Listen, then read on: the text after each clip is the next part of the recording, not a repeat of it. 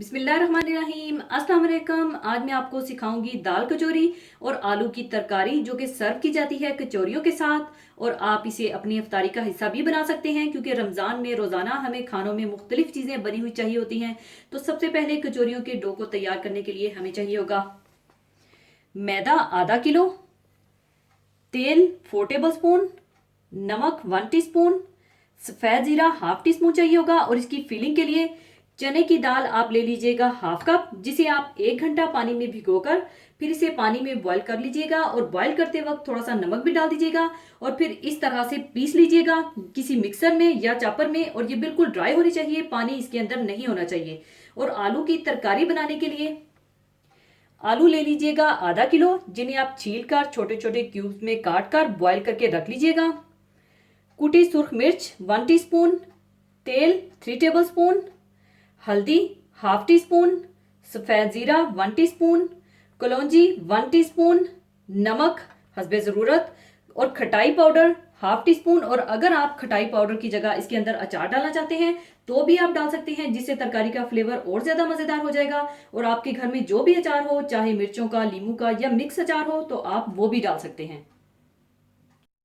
सबसे पहले आप कचौरियों का डो तैयार कर लें और मैं मशीन में डो तैयार करूंगी। और अगर आप चाहें तो हाथों से इसका डो तैयार कर लीजिएगा, बिल्कुल नॉर्मल आटे की तरह। यानी इसका डो सख्त नहीं बल्कि सॉफ्ट होना चाहिए। सबसे पहले आप डाल लें मैदा,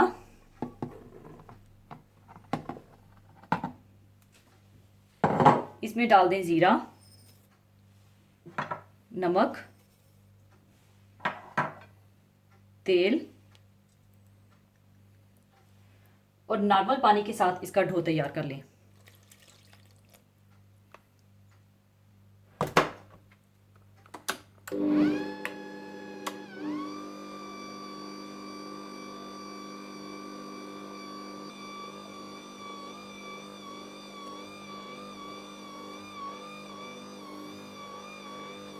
जब अच्छा सा साफ डो तैयार हो जाए तो ऊपर आप तेल लगाकर इसे आप आधे घंटे के लिए रेस्ट दे दें। और दूसरी तरफ आलू की तरकारी बनाने के लिए आप तेल गरम कर लें और इसमें आप डाल दें जीरा और कलौंजी और इसे आप जरा सा कड़कड़ा लें।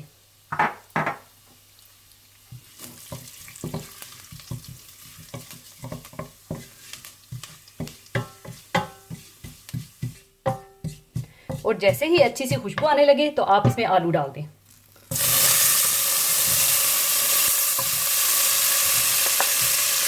और इसे अच्छी तरह से मिला लें।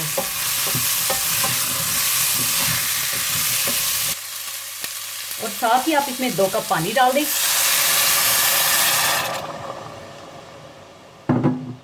और कुटी हुई लाल मिर्चें, नमक, खटाई पाउडर और हल्दी डालकर अच्छी तरह से मिला लें।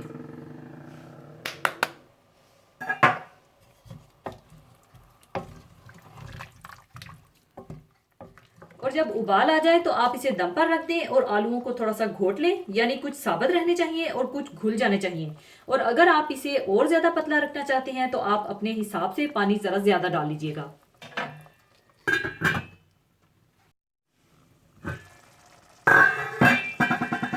और जब आलू इस तरह से घुट से जाएं तो आलू की तरकारी तैयार है। और चूल्हा बंद कर दें और इसे चूल्हे से उतार लें। कचौरियों के डो को आधा घंटा गुजरने के बाद आप अपनी वर्किंग सरफेस पर थोड़ा तेल लगा लीजिएगा। और इसमें आप खुशके का इस्तेमाल नहीं करेंगे बल्कि तेल लगाकर इसके छोटे छोटे पेड़े बनाकर हाथों से ही फैलाएंगे। और इस तरह से आप अपनी वर्किंग सरफेस पर तेल लगा लें और फिर छोटे छोटे पेड़े बनाकर रख लें।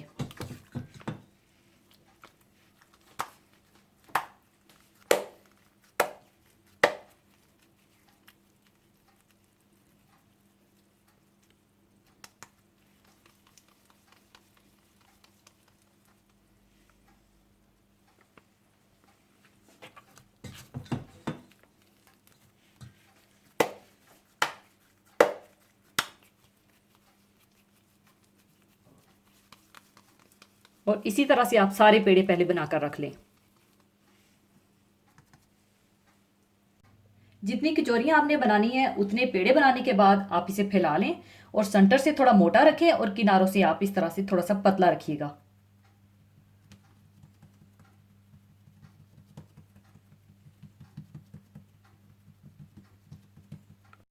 और सेंटर में आप दाल की स्टफिंग रख दें।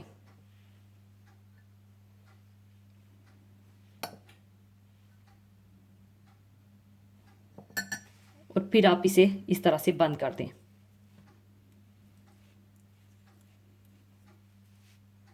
और इस तरह बंद करने के बाद दोबारा पेड़ा बना दें।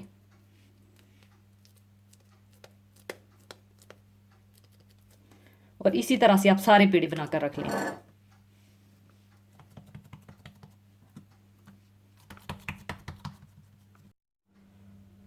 और दूसरी तरफ आप तेल भी गर्म कर लीजिएगा।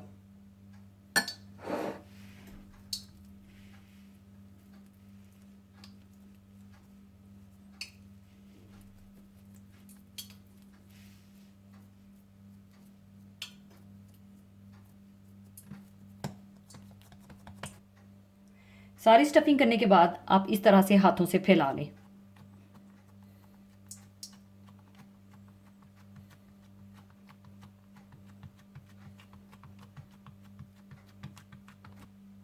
और इस तरह फैलाने के बाद आप इन्हें डीप फ्राई कर लें।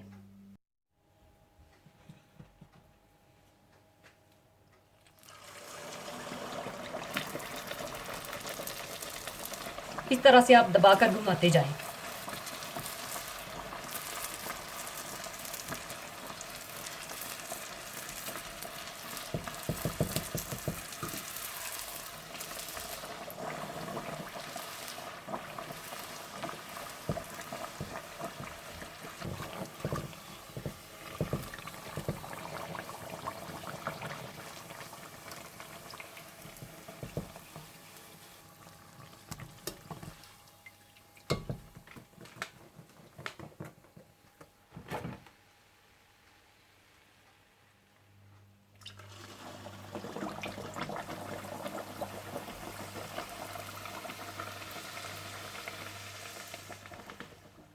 और इसी तरह से आप सारी कचौरियाँ बना लें।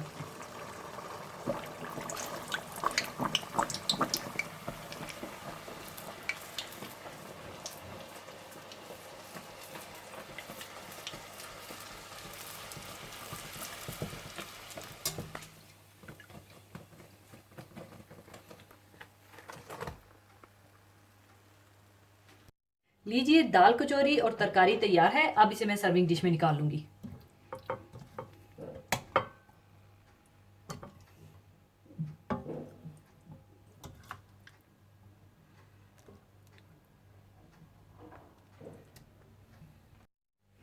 लीजिए, बहुत मज़ेदार दाल कचौरी और आलू की तरकारी तैयार है। इसे आप चाहें तो ईद पर भी बना सकते हैं और आप चाहें तो इस कचौरी को आप किसी भी सालन के साथ या चटनी या चाय या हलवे के साथ भी खा सकते हैं। तो ज़रूर बनाइएगा और एंजॉय कीजिएगा। और जाने से पहले एक हदीस पाक शेयर करना चाहूँगी।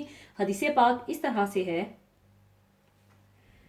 हज़रत अबू हुरैरा रज़ी अल्लाह ताला अन्हो से रवायत है कि रसूलुल्लाह सल्लल्लाहु अलैहि वसल्लम ने इरशाद फरमाया कि जो शख्स रमज़ान का एक रोज़ा अल्लाह की दी हुई रुखसत के बगैर ना रखे तो सारी उम्र या सारे ज़माने के रोज़े भी इसे पूरा ना कर सकेंगे। रमज़ानुल मुबारक का महीना अल्लाह ताला की रहमतों का मौसम बहार है और अल्लाह ताला ने इस महीने को जो खुसूसियात अता फरमाई हैं और इसे जिन अनवार बरक़ात से नवाजा है, इनका ठीक ठीक शुमार इंसान के लिए मुमकिन नहीं। इसलिए जो इबादतें इस महीने के साथ मुंसलिक हैं, इनका नेमुल बदल दूसरे दिनों में नहीं हो सकता। कोई भी काम जब अपने वक्त पर किया जाता है, इसमें जो खूबी और उम्दगी होती है, वक्त गुजर जाने के बाद आप हजार जतन कर लें मगर वो बात पैदा नहीं होती। रसूलुल्लाह सल्लल्लाहु अलैहि वसल्लम के इस इरशाद आला का मंशा भी यही है कि रमज़ानुल मुबारक का महीना जो अल्लाह ताला की खासुल खास रहमतों और बंदों की तरफ इसकी खास तवज्जो का ज़माना है, जिसमें पूरी मिल्लत इस्लामिया के लोग, जिनमें अल्लाह ताला के सालिया और पाक बंदे अल्लाह ताला से खसूसी लो लगाते हैं, ऐसे कीमती वक्त में जो इस वक्त का खसूसी फ़र्ज अदा किया जाएगा, यकीनन बहुत काबिल कदर होगा। और जिसने अपनी गफलत और कोताही से ये कीमती ज़माना खो दिया तो इसे ऐसा नाकाबिले तलाफी नुकसान होगा जिसे वो उम्र भर में पूरा नहीं कर सकेगा। अल्लाह ताला इतना रहीम करीम है कि इसने जहां अपने बंदों पर इस अजीम इबादत की फर्जियत मुकर्रर फरमाई, इसके साथ ही अपने इन बंदों का भी खास ख्याल रखा जो कि कोई शरई उज़र की बिना पर इन दिनों में रोजे नहीं रख सकते। इरशाद रब्बानी है, तुम में से जो शख्स इस महीने को पाए इसे रोज़ा रखना चाहिए। हाँ, जो बीमार हो या मुसाफिर हो इसे दूसरे दिनों में ये गिनती पूरी करनी चाहिए। अल्लाह ताला का इरादा तुम्हारे साथ आसानी का है, सख्ती का नहीं। वो चाहता है कि तुम गिनती पूरी कर लो और अल्लाह ताला की दी हुई हदायत पर इसकी बड़ाइयाँ बयान करो और इसका शुक्र करो। इस आयत और हदीस मुबारका की रोशनी में ये बात आसानी से समझ में आ जाती है कि जो शख्स बगैर किसी शरई उज़र के रमज़ानुल मुबारक के महीने में रोज़े ना रखे तो रोज़ा फ़र्ज होने की बिना पर अब इसकी कानूनी कज़ा एक दिन का रोज़ा ही है, लेकिन इससे वो हरगिज़ इन नेमतों, बरकतों और रहमतों को हासिल नहीं कर सकता जो इस माह मुबारक में रोज़ा छोड़ने से खो दिया है। बस जो लोग लापरवाही की बिना पर रमज़ानुल मुबारक के रोज़े छोड़ देते हैं वो सोचें कि अपने आप को वो कितना नुकसान पहुंचा रहे हैं।